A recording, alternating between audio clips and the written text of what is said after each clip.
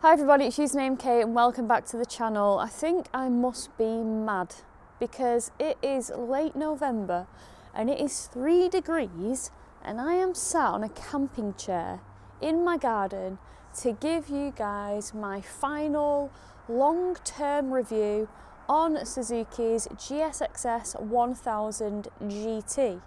I've put a lot of miles on this. I did a whole trip to the Pyrenees and I really got to live with it and bond with it. So if you're interested to find out what I think about this after having it as a stable mate for quite some time, then keep watching.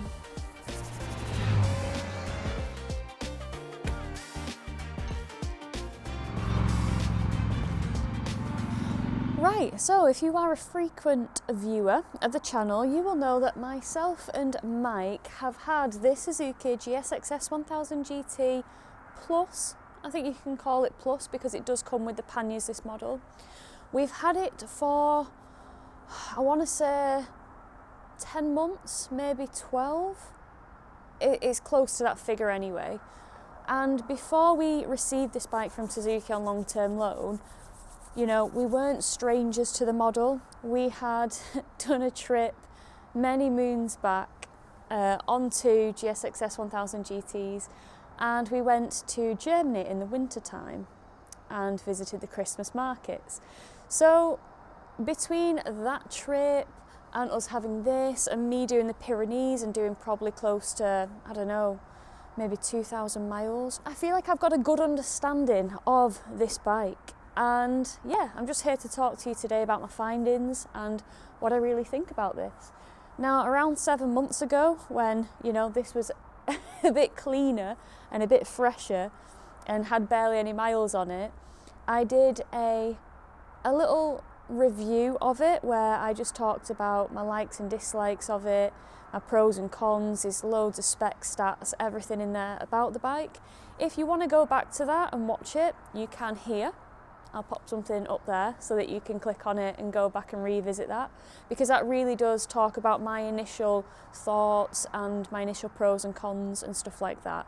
And a lot of them to this day still stand, because they're cons like you can't get an adjustable screen for it, you can get a taller screen for it, but if you pop that on you have to spend the money to try it and it might not work. So just little things like that. But on the whole, spoiler alert, it's been an absolutely cracking machine. Do I want to give it back? No. Am I gutted that I've got to give it back? Yes. But the time has come. So let's talk about it. So the engine, 1000cc inline 4, very fast, very fast. So back when I was on the Autobahn the first time round, when I rode the blue metallic Triton Blue GT with Mike, you know, we were seeing things like 150 for me, 160 for Mike on the Autobahn, and it does hit those kind of speeds with wonderful stability. Now with this bike you can't get a top box for it because that can throw off the stability, so Suzuki just don't produce one for it. Same with the GX as well in their range.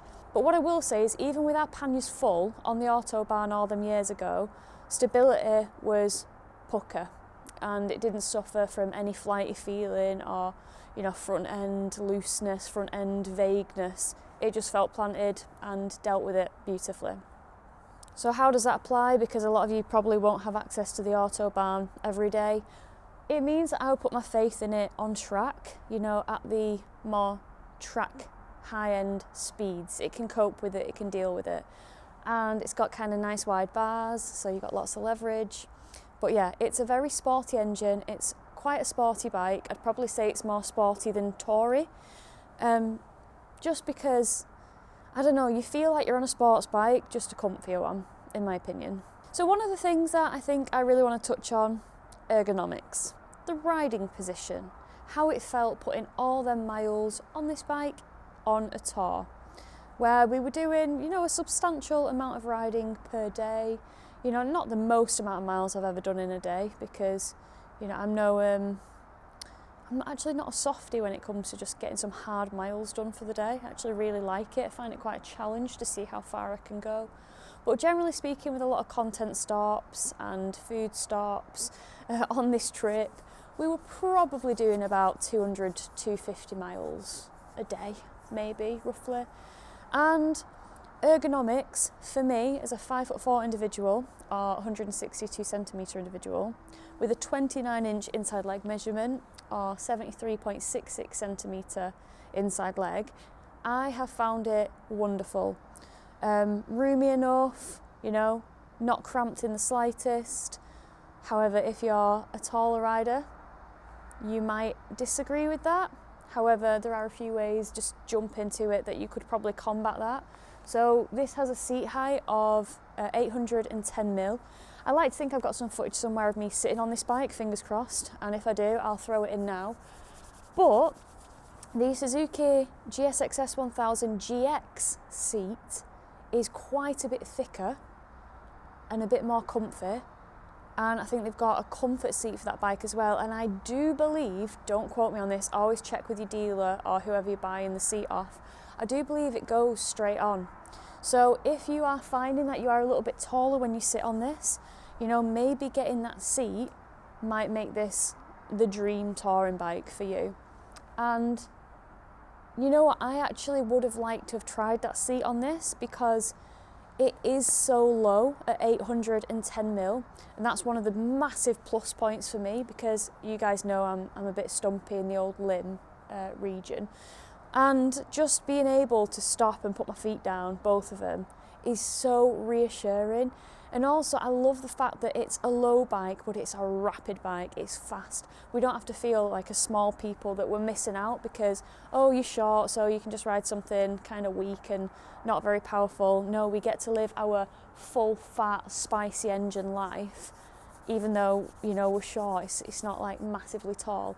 And a few people have asked me how I find it compares against the Ninja 1000 SX. I mean, now it's a Ninja 1100 SX, which I haven't ridden yet. But from memory, the low seat on the Kawasaki SX was still rather tall in feel compared to this. That's just a resounding memory that I can think of when I'm thinking seat heights, because I know people do compare the two a lot. But for me, the seat height has been wonderful. Is the seat the comfiest thing out there? No. Am I still good for about 2 to 3 hours in the saddle before I start having to do the old bum shuffle? Yeah. So yeah, that's why I would probably try the GX seat, and I would have loved to have tried it, but I just didn't get there quick enough. And I wonder then, I don't think maybe the pillion seat, the GX one, would go, because I can imagine just throwing on the GX seat and its thickness and its chunkiness, it might look a little bit out of place. So hopefully you could get a pillion seat that would be from the GX as well, maybe. It's not something I've asked Suzuki, it's something I should probably ask Suzuki. But if you have a GT and you have them seats, let me know how it's working out for you in the comments, definitely. But yeah, so riding position wise, lovely. The bars on this, they are not clip-ons, they're not even fake clip-ons, they're just full-blown, normal, straight bars. And yeah, it just all ties in nicely with the cockpit, and you get great leverage, and yeah, it's a really nice riding position. My back on the days wasn't hurting, wasn't in tatters, which is good. It's not too aggressive in riding position at all. It is, you know, maybe more like a little bit forward, but not aggressive enough to kind of hurt me personally, but also not like upright enough so that that engine, you know, when you're winding it on, you feel poised for it, you feel good, you don't feel like you're a big sail because it's so upright, if that makes sense. But yeah, ergonomics, perfect for me. Seat comfort, could be better, but is manageable. Seat height, for me, perfect. And you know what, there's a lot to be said about confidence on a bike. And you guys, if you watch the channel, you'll know I jump on anything and everything and give it a go. So yeah, something like this is just very confidence inspiring for particularly short riders like myself. Oh, it's so cold, guys. Engine smoothness and vibration, Honestly, I love this engine. I think it is quite a smooth engine, you know, when you're like low down in the revs, but then it gives you enough roar and raspiness when you get it above, I don't know, like 8,000 revs. That's when it starts to, you know, come alive underneath you, which is quite nice, and starts, you know, induction roaring like a crazy thing. And yeah, it's really, really nice. Vibrations, I mean, the Pyrenees trip was quite a chilled ride. Like me, Jade and Georgia, we went there not to kind of see how fast we could get from one country to the next, or, you know, try and get our knee down or anything like that, or our panniers down. There was nothing like that. It was a very kind of sedate ride, you know, not many speed limits were broken at all. And yeah, because of that, one thing that I can remember is not suffering from any pins and needles or springs in the fingers after a long day in the saddle. I never got off it and thought, bloody hell, that's vibrating. Never once did it cross my mind when I got off the bike. So that's a good sign, because there are some bikes out there where I have a day riding and my fingers are on springs, they're tingling, it doesn't feel great at all. That's when I can personally identify if a bike's too vibraty or buzzy for me. We all have our own tolerances, and we all have our own, you know, well, just tolerances, what we can deal with when it comes to vibrations and how much we can take. But like I said, after the Pyrenees trip, there was nothing to me where I thought that's a particularly buzzy bike. But then again, as mentioned, I haven't really ridden it particularly high up in the revs. It's been a lot of just sixth gear flowing, and just riding it nicely. So yeah, I've not suffered with vibrations, and I've really enjoyed kind of the smoothness of the engine low down and the pull, and just how kind of friendly it is. You know, when you're just setting off from things, throttle response is lovely. You just go, and then like I say, when you do think, you know, I'm going to keep it in a lower gear and just rev it, just spank it around these country roads, that's when it all starts to liven up a little bit. So yeah, it can be as sedate or as leery and exciting as you make it, and I really like that about this bike. You've got options. Fuel consumption with this, I've been trying to keep track of it on my trip, but it's always kind of hard because I like to go off what range I'll get out of a bike, not necessarily the MPG, which I know I should probably start focusing more on that figure, but I just like to know how many miles I've got until I need to fill up. And you know, we're all filling up, we're not letting the tanks get right close to being empty before we fill it, because we're all on a trip, so we're all filling up at the same time, whether that means, you know, someone's got a lot less than you, if that makes sense. And it's actually quite funny because the girls, Georgie on a F750GS and Jade on the Tracer 7 GT Plus, their engines were really, really frugal when we were just kind of doing the normal speeds, and you know, mine was probably a bit thirstier at like town speeds and stuff like that. But when we got on the toll roads and we were spanking it, it's actually quite funny how quickly their bikes started to drink that fuel, whereas mine was just kind of lapping it up, and you know, I wasn't seeing the fuel range deplete so quickly like they were. So, but what I'm trying to get at is we're all kind of filling up at the same time. But if I was to hazard a guess, I think I was probably getting, depending on the riding, you know, around 170 to 200 miles at a push from this 19 litre tank. But again, it just depends how much of that 150 brake horsepower you're willing to use. Depends on how much and how quickly, you know, that range will go down. So yeah, I'd say I'm happy with the amount of range that this bike has. I could probably have even eked out even more if it was just, you know, I don't know, some cross-country, motorway, tolls, autobahns, whatever, if you was just doing a sensible speed. But yeah, that's kind of what I was getting. One of the things that I really like about the GSX-S1000GT is the dash. It's the TFT display. It's lovely. Now, you guys know I'm a sucker for a BMW 6.5-inch TFT display, but to me, Suzuki's dash, I want to say it comes like a close second to, you know, usability, easiness on the eyes, you know, a friendliness to use. It's quite intuitive. I like how their system operates on the screen. You've got your gear indicator in the middle, nice and big. You've got your miles an hour and your revs, you know, going round, and you can see it all very clear. And then you've got like 3 points. You've got, you know, whether your quick shifter and auto blipper is on or off. You've got your traction control, you've got your mode, and you can just change it on the fly really, really easy. Now, speaking of modes, I was riding it in A mode, you know, because I just like to whack things in sport mode and just go about my day. But what I did find, actually, that for the beautiful, sweepy roads of the Pyrenees, B mode for basic is advanced, basic and comfort. B mode was actually a lot smoother in the throttle response, and it actually made for a more pleasant ride without you feeling like it was deadening or dampening the power at all. Do you know what I mean? So yeah, B was kind of my preference when I started experimenting with it on those Pyrenees roads, and yeah, kept it in B. But yeah, going back to the dash, as I started talking about, but I've got the attention span of a flea.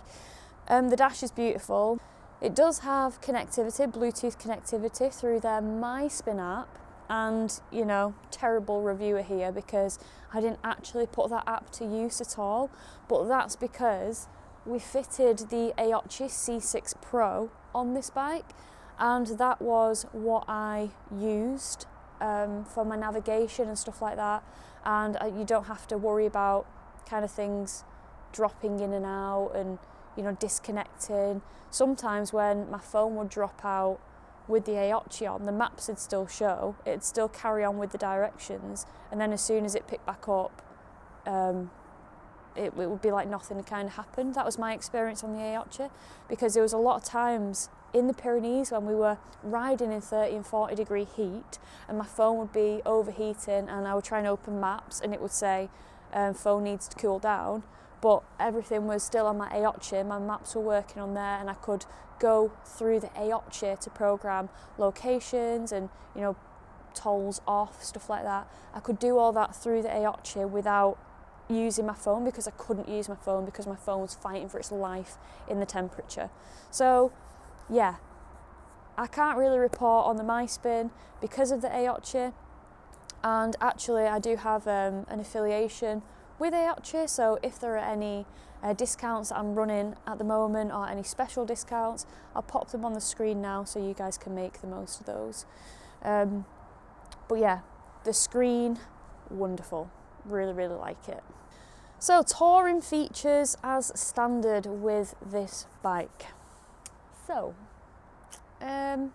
one of the things that a lot of people desire that this bike has is cruise control, and it does work very well. You have the button to kind of start the cruise control or show the bike that you want to put it in cruise control mode on the right hand switchgear. A lot of people have a problem with that. They don't like it being on the throttle hand, you know, and having to press that button, which is quite a way in. But you can just start your bike and press that button so the cruise control symbol is illuminated on your dash. You can ride around in peace, and then you can set it on the go with your left hand. So, you know, a lot of people think you have to be riding and then press it and then do it on the other side to set it, but you could just literally start your bike or turn your bike on, the ignition on, press that button, and it's kind of primed and ready to go in the background. So yeah, that's kind of like a small niggle, but actually when you think about it, it's not too inconveniencing at all, because like I say, you just do it before you go. So it's got cruise control, that's good, and it works, and it's lovely. You'd think a sports tourer, especially something coming to the UK, would have heated grips as a standard, but it doesn't, unfortunately. The option is a £300 option, I believe, from Suzuki. I'll pop it in if I'm wrong, the correct price. But the heat grips, this is spec'd with it. Suzuki sent it with them on, and they do work really well. I was grateful for the heated grips kind of this time of year when it's like 5 degrees. So yeah, I've done a few runs on this where the heated grips have been quite lovely, but it is an expensive extra. If you're going to have a bike a long time and you're going to finance a bike, you know, £300 heated grips isn't going to make a massive dent in your, you know, your monthly payment. But I know some people think, well, that's not the point, Kate, it shouldn't be so expensive to begin with, and I get it. But you do have aftermarket options that you can go for. You know, there's plenty on the market. So yeah, but I do find Suzuki's heated grips pretty good. I hate to kind of dog Triumph in this video, but like Triumph heated grips, they are just terrible in my opinion. Like they don't warm my hands at all, even in the hottest settings. So yeah, to have actual heat grips that do work, even if you've got to pay a bit for them, you know, it's better than paying and then being massively disappointed with the heat they put out.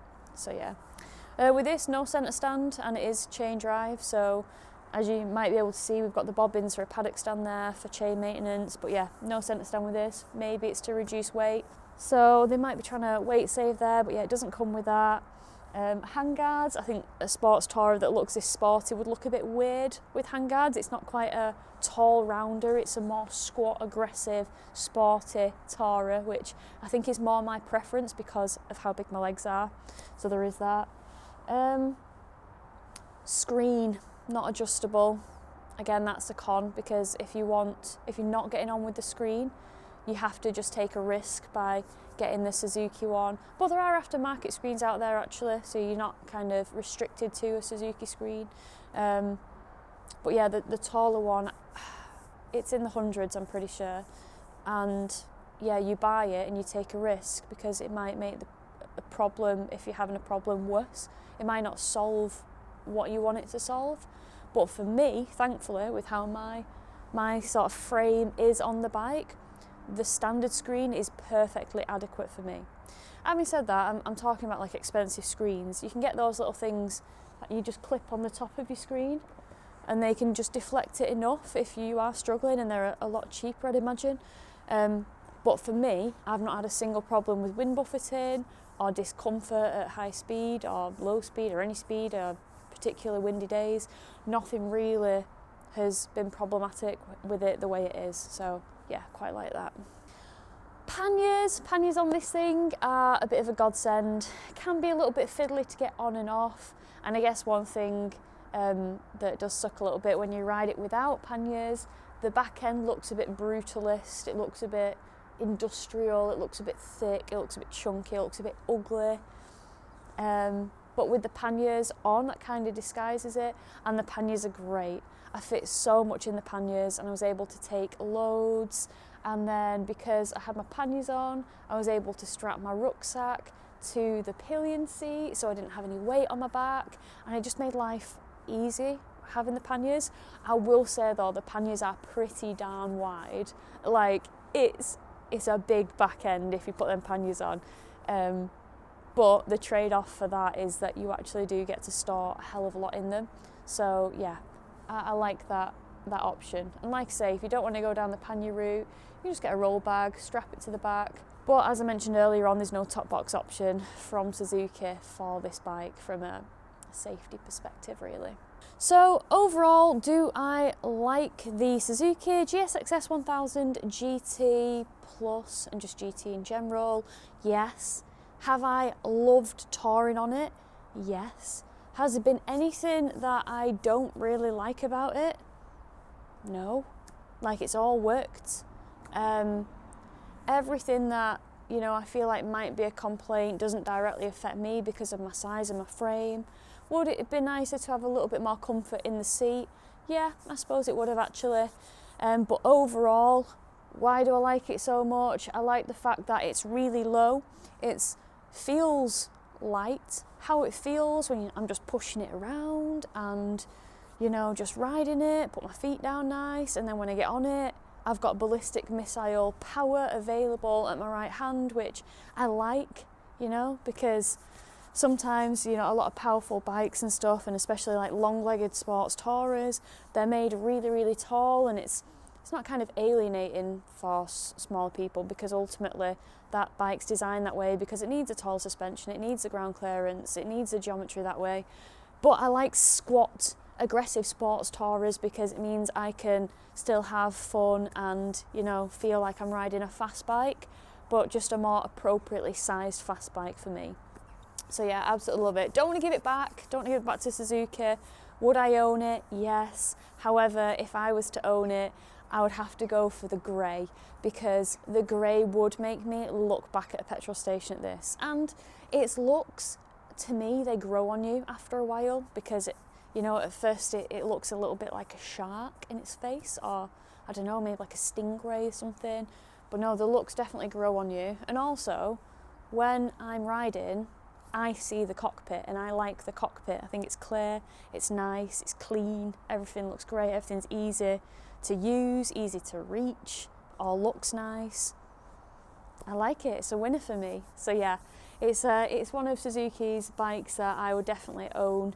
You know, if I had copious amounts of money and I didn't get loan bikes all the time and I needed to pick one, this would kind of be like a bit of a do-all bike for me personally. Right team, well I hope you've enjoyed it. I'm going to love you and leave you. If I've missed anything or you've got any questions, just let me know in the comments below. I'll try my damnedest to answer them. And I guess I'll catch you all in the next one. Alright, see you all soon. Bye. Right, let me go and get a cup of tea.